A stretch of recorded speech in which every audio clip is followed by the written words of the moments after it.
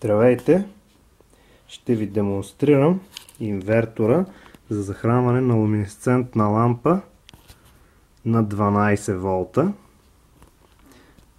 Тук имаме компютърно захранване, от което ще получаваме захранващото напрежение 12 волта. Тук е трансформатора, който съм навил на ферит E25 от Комет на фирмата Кашке.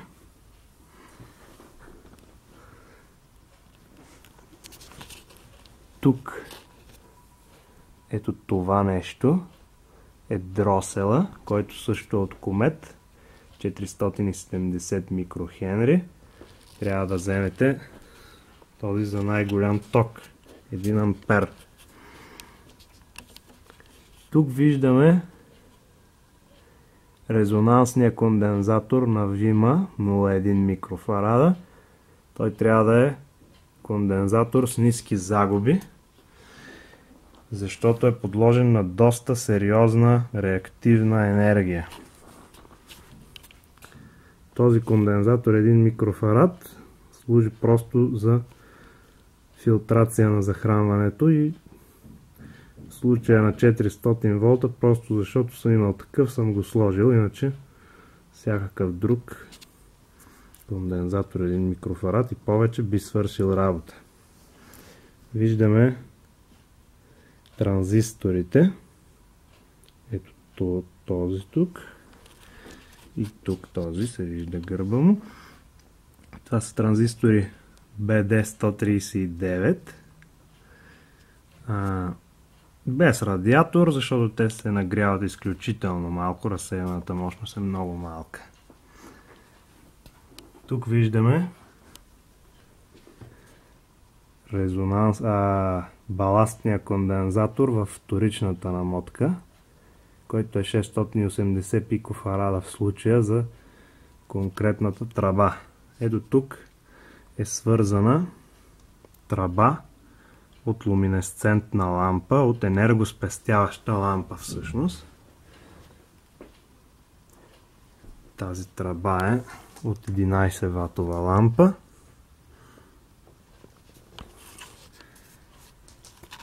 Не е палена в близките 3-4 часа.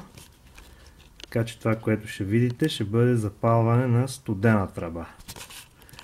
Има подгряване на катодите, което в случая не е необходимо. Конкретната тръба пали и без подгряване на катодите, когато е работила в близките дни. Но при първото запалване, когато не беше работила около няколко месеца или може би дори година, се наложи подгряването на катодите да работи 1-2 секунди преди тръбата да запали. Същото ще се случи и при по-студено време, при ниски температури на околната среда. Така че подгряването на катодите според мен е положително и не пречи на никого. Сега ще угася допълнителното осветление и ще демонстрирам как пали лампата. Включвам компютърното захранване. Както виждате, пали мигновено и свети много стабилно и ярко. Разбира се, яркостта в продължение на 1 минута след запалването постепенно се увеличава до достигане на своята номинална стойност.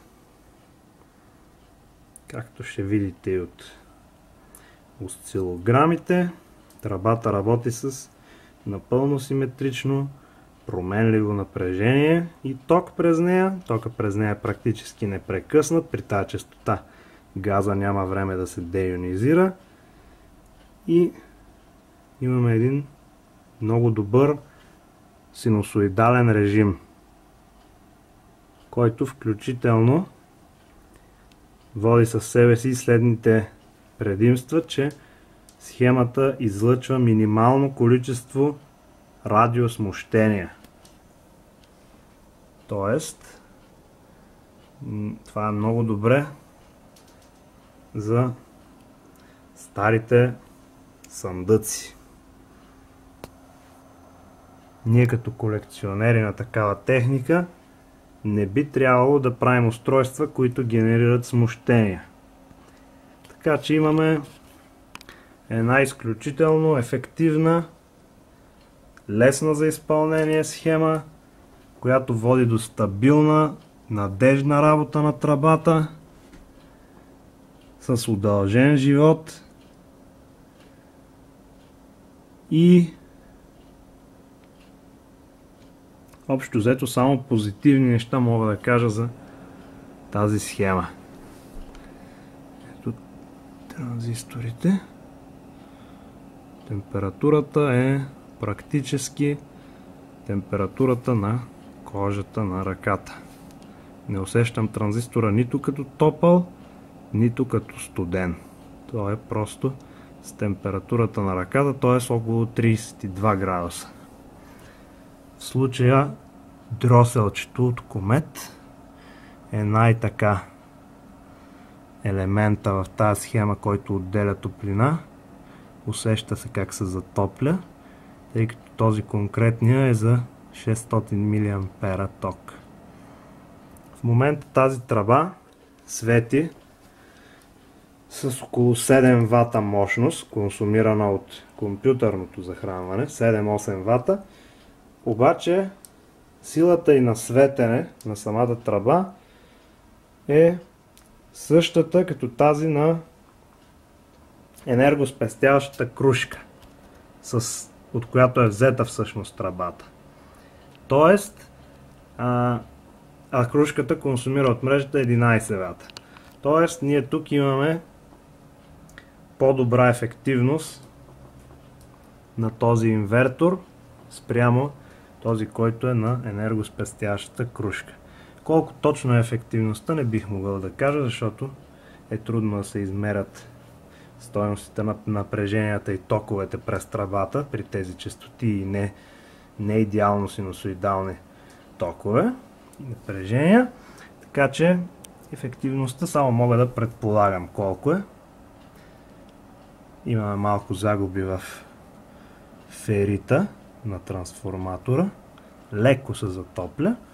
Предполагам, че ефективността е от порядъка на 85%. Благодаря ви за вниманието.